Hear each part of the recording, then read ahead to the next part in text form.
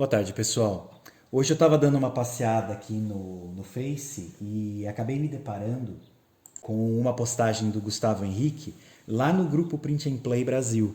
E ele postou exatamente uma jogatina que ele acabou de fazer do jogo NoteQuest, do Thiago Junks. É um jogo que eu adorei, né? Foi um dos primeiros que eu peguei assim do gênero e realmente me agradou muito. Mas eu tô sem jogar ele há muito tempo. Então eu olhei a foto aqui, ele falou um pouquinho da aventura dele e me deu muita vontade de jogar. Então eu resolvi aqui resgatar minha antiga ficha caseira de acompanhamento de combate, que isso me ajudava bastante a anotar menos coisa. Ele, para quem vocês não conhecem, o NoteQuest ele é um jogo de exploração de masmorra, tá? É o famoso Dungeon Crawl. Ele é bem simples, tá? Com relação às regras e ele abre margem para muita diversão, especialmente com regras caseiras. Inclusive, ele tem até uma expansão já, né? Que chama Mundo Expandido, aonde a gente realmente pode andar por um mapa, a gente vai construindo o mapa e através desses terrenos do mapa a gente vai fazendo alguns encontros, encontra masmorra, encontra cidades, fortalezas, etc. E é bem interessante, mas aí realmente é para quem quer fazer uma campanha, então acaba demandando mais tempo. No meu caso agora, eu queria fazer só uma jogatina rapidinha, então resolvi pegar aqui todo o material. Bom, eu vou utilizar aqui o meu caderninho para fazer a anotação da ficha dos dados, né, do personagem, do herói. Existe uma ficha para baixar, para quem quiser imprimir e utilizar, que facilita o processo. Eu vou fazer a anotação aqui mesmo, que é uma jogatina rápida. Vou deixar aqui do meu lado, tá? Não deve ficar visível. Aliás, a gente pode fazer assim. Eu vou deixar exatamente aqui, pelo menos por enquanto. Então, vamos lá? Bom, pessoal, a primeira coisa que se faz nesse jogo é literalmente criar o personagem. A gente vai começar estabelecendo a raça e uma classe para ele. A raça seria como se fosse uma etnia e a classe seria o trabalho, o que ele faz da vida e que pode acrescentar alguma característica ou bônus ao jogo, né, aos dados dele que a gente vai colocar aqui na ficha. Vamos começar então estabelecendo a raça? Eu estou com a tabela aberta aqui, são 12 raças para escolher. Só para vocês terem uma ideia, tem homem gosma, vagaloide, fada, gnomo, elfo, humano, anão, pequenino, que seria exatamente como se fosse do Senhor dos Anéis, né? Um hobbit. O povo gato, rinoceroide e meio dragão. Então vamos lá, vou jogar o dado, vamos ver o que cai. Olha, caiu 7. 5, 6, 7... vamos ver aqui na tabela quem que é. É um humano, então a raça dele vai ser humano. Vamos anotar aqui. Eu vou fazer a anotação com a minha letra horrível, mas a gente vai registrando aqui da forma mais simples. Ok. A raça humano. Beleza. Vou dar uma olhadinha na tabela se ele tem alguma vantagem. Não, ele não tem nenhuma vantagem. Dependendo do personagem que a gente pega, eles têm algumas vantagens. Só como exemplo, quem joga com elfo, ele vai começar o jogo com uma magia básica aleatória, que a gente sorteia no início do jogo. Para quem joga, por exemplo, com o rinoceroide, tá aí o Gustavo que jogou, a vantagem dele no jogo é que ele pode atacar com seu chifre, dano de 1d6, em vez de atacar com uma arma. Isso é legal. Você vê, eu posso jogar com o pequenino, que seria o Hobbit, olha, a vantagem dele é quando mover em silêncio, para cada monstro role 2 dados e descarte o menor. Ele tem essa vantagem, né? A gente joga 2 dados e pode selecionar qual é o valor que eu quero pegar. Então a chance dele sair escondido aumenta. Então cada um tem uma característica. O humano é um que não tem nenhuma característica. Mas a vantagem dele é que pelo menos ele tem bastante PV, né? Ele tem os pontos de vida dele é bom. Bom, eu vou anotar o PV aqui também, que são os pontos de vida. Tá? Aqui no caso, a raça dele já acrescenta 20 pontos. Então eu vou deixar aqui 20 pontos. Provavelmente isso vai ter uma alteração quando eu selecionar qual é a classe básica dele. Então vamos lá. Eu estou agora na tabela de classe, eu já sei que ele é humano, por enquanto ele tem 20 pontos de PV. Vamos jogar os dados aqui e ver o que acontece. Opa, caiu 6. 6, ele tem a classe de ferreiro. Então vamos anotar aqui. Eu já vou deixar aqui também anotado a vantagem. A gente já sabe que é nenhuma. Vou anotar a classe dele aqui também. A famosa profissão. Ele é um ferreiro.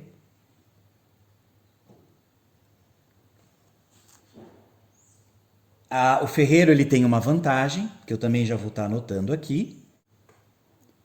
Mas antes, vamos anotar que assim, o ferreiro ele aumenta os pontos de vida em 4. Então eu tenho um PV de 20, que foi a raça que saiu de humano, e agora eu tenho mais 4 de PV por conta exatamente da classe que caiu o ferreiro. Então eu vou colocar aqui mais 4 e vou fazer a anotação aqui final em 24 pontos. Ok. A gente já estabeleceu a quantidade de pontos de vida que ele vai ter, que é 24, que exatamente a gente cruza essa informação da raça, que é humano, que deu 20, e mais a classe de ferreiro, que dá mais 4. Eu não tenho vantagem nenhuma quanto à raça, né? O humano não tem nenhuma vantagem. Só que o ferreiro, a classe, tem. Pode recuperar armaduras gastando uma tocha. Isso é interessante. Vou deixar marcado aqui, ó. Pronto. Também na mesma tabela que a gente jogou a classe, já estabelece a arma que ele vai utilizar. A arma do ferreiro é um martelo que ela dá um dano de 1d6. Quer dizer que durante os combates eu vou jogar um d6, que é um dado de 6 faces. A arma inicial dele, então, é um martelo, que dá um dano de 1d6. Pronto. A gente inicia com 10 tochas, tá? Então eu já vou deixar anotado aqui também. A gente vai fazer assim, eu vou colocar as tochas do lado, porque a gente vai ter que rastrear elas também. Lembrando que muito do conceito desse jogo tem relação exatamente com a escuridão da masmorra. Então a gente acaba utilizando essas tochas para fazer várias coisas durante a aventura. Uma delas é manter a luz durante esse percurso dentro da masmorra. Tanto que a gente já vai gastar uma delas só para entrar na masmorra. Então, tematicamente, tente visualizar o herói segurando uma tocha no alto com uma das mãos e com a outra segurando uma arma. Durante o jogo, pode ser que a gente obtenha armas que precisem das duas mãos para serem utilizadas. Nesse caso, existe também alguns itens, como a lamparina, ou mesmo a gente pode ir para a cidade contratar como se fosse um mercenário, um ajudante, para segurar a tocha para a gente quando entrar nessa masmorra, exatamente para a gente poder utilizar ambas as mãos durante os combates. Aqui no caso, inicialmente eu não tenho isso, então quase todas as armas que estão aqui, na verdade todas as armas das classes, elas são armas de uso de uma das mãos. Então a gente já entra batendo, podendo bater. Elas só não são tão poderosas. Nesse caso, o martelo ele é poderoso 1d6. Ele pode dar até 6 acertos no inimigo. Existe também uma tabela de magia básica, dependendo da raça que sai, a gente pode também utilizar essas magias. No caso aqui, a gente começou com o humano não tem magia nenhuma inicial, mas durante o jogo pode ser que a gente encontre em algumas salas alguns manuscritos, e esses manuscritos sim, eles podem conter uma magia. E aí eu posso utilizar eles para várias coisas, tá? Tanto durante combate, que tem alguns que eles são muito úteis durante o combate, e outros que a gente pode utilizar para recuperar a vida, seja parcial ou total, durante o jogo também. Não são tão relacionados ao ataque, ao inimigo, mas eles fazem parte para melhorar ou recuperar o herói no meio da partida. Bom, eu anotei então as tochas que a gente tem 10 para poder rastrear. Esse jogo também a gente tem moedas, lógico, não podia ser um jogo de masmorra sem que a gente pudesse encontrar dinheiro. Então eu já vou fazer a anotação aqui também. Moedas, tá? A gente começa com 0, então não tem moeda nenhuma. E as moedas também. Quando a gente vai para a cidade, a gente pode usar essas moedas para recuperar, por exemplo, uma moeda utilizada, eu recupero totalmente os meus pontos de vida. Eu posso comprar tochas, porque elas vão sendo esgotadas. Cada combate que eu fizer, que eu entrar na masmorra e for participar, eu vou ter que acender uma tocha a mais, então eu vou ter que usar ela. Então pode chegar uma hora que eu vou ser obrigado a voltar para a cidade exatamente para me recuperar. Aqui no caso a gente não tem nenhuma magia inerente à raça, mas se tivesse também, eu posso usar uma vez só essa magia. Aí eu tenho que voltar para a cidade, descansar para poder recuperar ela. Mas de qualquer forma não é o caso agora, então a gente só está montando a ficha inicial. Lógico, tem os tesouros, que a gente ainda não encontrou nenhum, mas eu já vou deixar anotado, pronto. Aí conforme a gente for encontrando, vai colocar aqui. Alguns tesouros eles podem ser utilizados como aqueles manuscritos, né? Pode ser manuscritos, pode ser armas, pode ser ferramentas, bugigangas, pode ser um monte de coisa. Elixir. Então tudo isso a gente vai encontrando e vai decidindo se vai usar durante a aventura ou quando eu for para a cidade. Se eu for, eu posso também vender isso e conseguir mais moedas. Ele é um jogo bem interessante, ele é bem completo, né? Eu pelo menos gosto muito dele. Vamos ver se eu lembro de todas as regras agora. Basicamente a ficha do herói já está montado, tá? Eles pedem para criar um nome para o herói, eu não costumo jogar com nome, tá? Mas também tem a opção de colocar o nome deles. Uma coisa legal desse jogo é que o Thiago também construiu uma tabela e um sistema para dar nome à masmorra. E exatamente a gente dando esse nome para masmorra, que seria primeiro tipo de masmorra, que vai estabelecer qual é a ficha com os dados que a gente vai utilizar. Porque tem vários tipos de masmorra e cada uma com uma característica diferente. Desde dos oponentes que a gente vai enfrentar, quanto algumas características de tesouro, etc. Algumas têm mais, outras têm menos. Então ela é bem interessante. Então a primeira coisa que a gente vai fazer agora é estabelecer qual é o tipo de masmorra que a gente vai jogar. Existem 6 tipos, tá? Então eu vou jogar um D6 para ver qual cai. Caiu 3, então caiu a tumba. E na própria tabelinha que está aqui, ele já especifica que eu vou jogar então com a ficha da masmorra que está na página 16, que é exatamente a desse tipo, né? A tumba. A tumba, que é exatamente o tipo da masmorra. Aí também ele dá a opção da gente criar a segunda e a terceira parte do nome. Então eu vou colocar isso porque eu achei também uma coisa bem interessante, porque daí essa partida ela acaba ficando única. Então eu vou jogar na segunda coluna dessa tabela do nome da masmorra, tem a segunda parte do nome. Mesma coisa, joguei um dado, deu 3.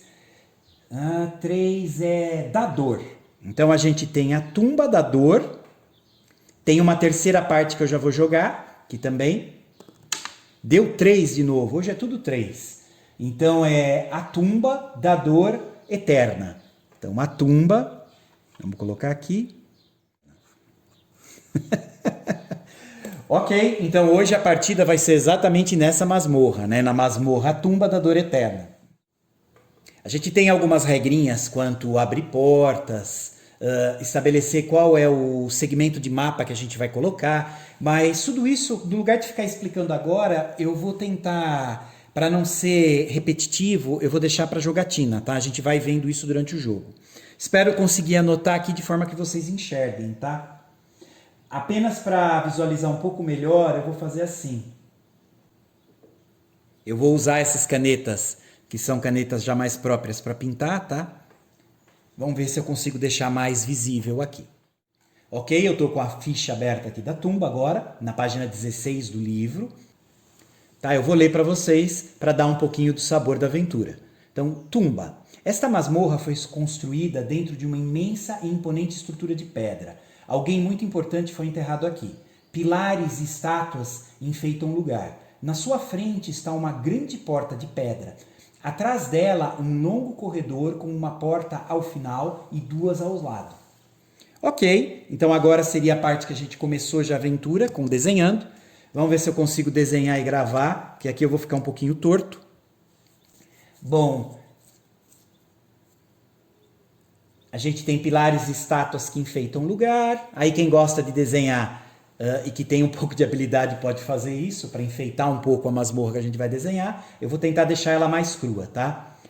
Para não poluir muito. Na sua frente está uma grande porta de pedra. Perfeito. Então vamos colocar aqui.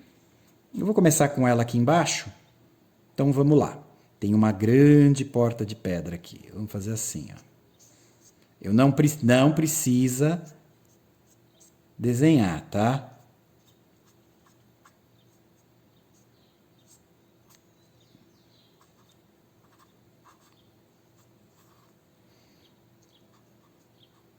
É que eu realmente não resisto. Opa! Aqui acabou a força bem agora. Vamos ver se dá para continuar. Se for visível, daqui a pouco ela deve retornar. Bom, então a gente começou aqui. Atrás dessa porta